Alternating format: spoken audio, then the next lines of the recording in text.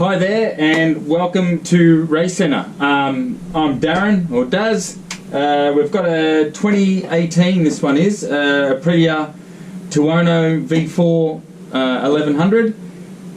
I really like these bikes as they come off the showroom floor. They're not too bad at all. They're for anyone that's ridden one, you would know that they've got quite a lot of low down and mid-range punch. They're really torquey and deliver like quite a lot of power. Even in standard trim, they're actually quite surprising how much low down power they have. Sure, at the top end they don't make big numbers on the dyno like the RSV4 or other super bikes, but seriously, for a road bike it has more than ample power, especially for one without a fairing. You know, they're really good. Obviously we've got this particular one on the dyno, so we're going to talk a little bit about that. As I said, they make really good power. They've got a lot of low down grunt and all that type of thing. In standard trim, especially if you go and put a slip-on on or like a full system, we've had a number of these. We've actually done quite a number of these Tuonos, both with slip-ons and full systems. But once you do that, or even in standard trim, the throttle's not bad. It's not terrible by any means. There's a lot worse bikes on the market, but particularly just going from just a little bit of partial throttle or cracking the throttle and then winding on a bit, they can be quite aggressive power-wise. And some people report that they feel the bike is just a tiny bit unpredictable in terms of how much throttle you ask for and how much you get. All of a sudden you get a bit of a burst of power. So a couple of things we do here. Firstly, we developed our own base map for these bikes, and we tune these ones through the ECU, and we do two essential things to them. We revise the power modes, and then we do a normal traditional fuel tune on it. So when we're talking about the power modes, this bike has 3 power modes: has sport, track and race. Normally with those words you would imagine that race would be the fastest mode. In this bike it's actually not. The fastest and most aggressive mode is actually sport. Track and race are the same in terms of power delivery. The only difference between track and race is the engine brake map. So on deceleration they're a little bit different between the track power mode and the race power mode. But sport in standard trim is actually the most powerful and most aggressive power delivery mode. Obviously these are a ride-by-wire motorcycle or throttle. When it comes to the ECU, there's essentially 2 main types of ECU that control ride-by-wire. There's a category of ECU which we would call just electronic, like an electronic throttle valve ECU, or like an ETV ECU, and basically what that ECU does is it will, when based on a whole bunch of inputs the bike receives, the rider opens the twist grip a certain amount, the ECU then tells the bike how much to open the throttles. So tuning one of those is a bit simpler. This ECU here in this bike and in these Aprilias and in a lot of European bikes is what's known as a torque demand ECU. So that works, the way that's programmed internally is quite different. Way it works is based on all the same sort of inputs and parameters, throttle position, RPM and all that sort of stuff.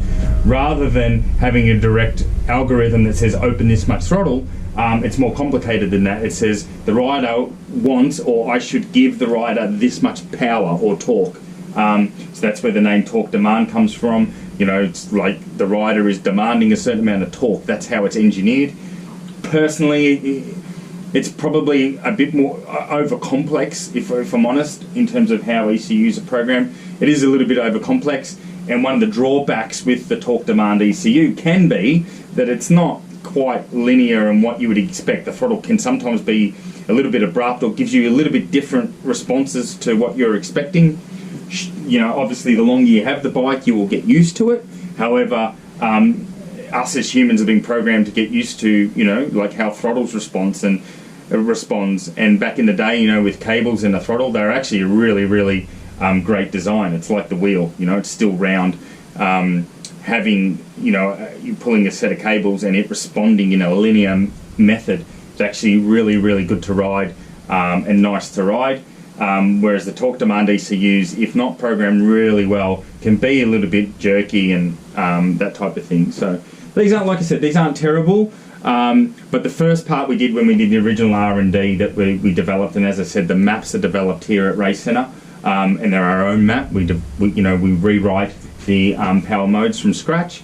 So what we basically did is remove as many of those kinks as we could in the power delivery, and just to make it feel a lot more linear for the rider, so that they're just the bike's behaving more like a cable bike would, if you like, and just making much more predictable and linear power delivery. In some areas we've actually taken some power out, because it goes from not a lot of power to a heap at once, and while we always think the more power the better, if it's not delivered in a smooth way, be it through the twisties, or if you go and do track days, you'll actually be slower with a throttle that's not quite linear. So we take some power away, you know, below sort of 40% throttle, so that the bike's just a lot smoother. Well, you can be like, that way you can go into corners, focus on your cornering, focus on your corner speed and riding the motorbike. And then what you find is, if you're doing a track day or going through the twisties, overall you'll be faster and a better rider, because the bike is delivering the power in a nice way that you can be predictable, and when you want more, you'll just simply pull more. So rather than having a situation where it's just giving you a lot of power all of a sudden. So the first step is we reprogram those power modes. In our base map, what we've done, and like I said, we've already developed the map a while ago for these. Our sport mode now becomes I'm going to say least power, but it delivers the power the slowest. So it's a bit more tame. Certainly what you would want to use if you got stuck in a wet day or anything like that. So sport, it's still 1100 V4, it's very fast still, but it just delivers the power a little bit slower. So basically the throttle response is a little slower, which it's not. I wouldn't say it's not responsive. It just means that it delivers it slower, easier to ride. And to be honest, as a road bike, that sport mode that we've developed is probably the right mode to be using. Then track we've used as our middle mode, and yeah, that's great for a race track, and race is our most powerful mode. Even in our race mode, it delivers a power down low a little bit softer than the standard sports mode, and that's just because like I said, if you're going to do a track day and you're pushing in the corners and you're going quite hard, you don't want the power to just come on all of a sudden, because it's too hard to ride, and you'll actually lose lap time. So making it smoother is actually a lot better, and gives you a lot more confidence to ride the bike. So what we do is we smooth those power modes out. Part of how we do that is, you can see here a whole bunch of wires coming out of the bike here. They're tapped into the ECU, and what we're logging in real time on the dyno is we're logging the twist grip position, so what I'm doing with the twist grip, and then what the actual throttle plates are doing. So having all that facility with our dyno when we originally did these maps, it allowed us to back engineer the ECU and change the powered modes to what we wanted and what we know works on most motorcycles. So it's made the power delivery a lot smoother. Even though we've already developed the map, we offer sort of 3 levels of tune with this bike. We offer a load-in map, which is we've got load-in maps for both slip-on exhaust and full systems, and they're got our power modes in them. Plus, they're tuned in terms of air-fuel ratio for Australian fuel. So they're just a lot nicer than there's a lot of, you can buy ECUs for these things and other maps, but they're generally tuned on European fuel, and it's different, and it's not the same as our Australian fuel. So it is a good idea to get a map that's built and designed in Australia, if you're got an Australian bike and using Australian fuels. So yeah, we've got a loading map that has all our power modes plus a base fuel map, which is a lot better than standard. Then we have our performance tune package, which is we load that map we've already developed in, and then we do what we're doing here is we do a custom tune on top of that. Again, we'll still tap into the twist grip and the throttles, even though we've got the base maps. it's a really great way for us just to double check that there's nothing untoward with the bike, and it also aids us with our fuel tuning, so that's really cool. And then we have what we call a Pro Tune on top of that performance tune, which is we offer it because if this was, and obviously it's a naked and it's not in the category, but if this was a race bike for our race team, the Pro Tune is essentially the exact same tune or tuning process we would put into our own race bikes. It's just a bit finer detail, a little bit smoother on power delivery, and we try to get everything that we can out of it. Again, not in terms of peak numbers, but in smoothness and power delivery, because that's what's going to aid drivability and acceleration speed out of the corner. So, so this thing's got the tune. So you'll see some, in standard trim, there's some. We've got, basically having all this wiring into it initially when we did all the development allowed us to map the throttle maps, and you can see that there's a few kinks in those, and there's some areas where you can actually see after logging it all where the abruptness, or where you be rolling on the throttle in standard mode and all of a sudden you've got quite a lot of power. You can actually see that on the graphs, and then what we do with our maps is we smooth all that out through the ECU. Originally, to develop those maps in a complicated ECU like that, it's actually quite a complex process with our own algorithms that we put in to re-engineer it. But now that we have all that data, it just makes the bike heaps smoother. And the other great thing about the tune as well is that in terms of fuel tuning off the shelf, these bikes aren't terrible. What they tend to be is they tend to be on the partial throttle, certainly below 30% throttle. They're a bit lean, which is normal for any road bike.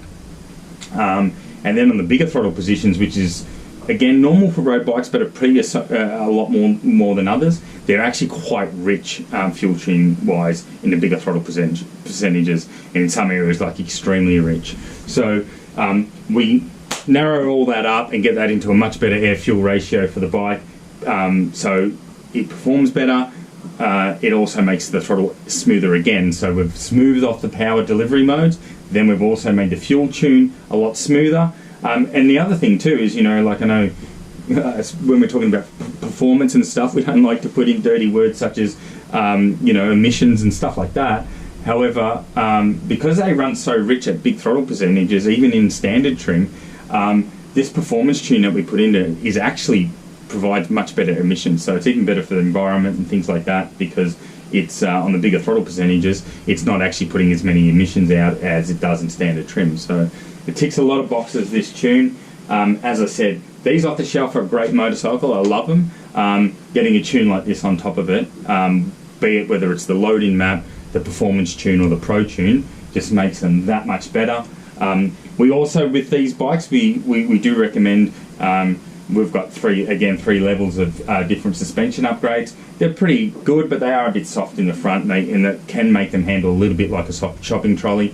Once you get the suspension sorted out and the setup dialed in, they just become a lot more stable, a lot safer, give you a lot more confidence, and just overall the whole bike, with a tune and suspension job, comes alive, and it makes them a seriously great road bike. So anyway, thanks for watching. Now's about time we go make some noise on the dyno.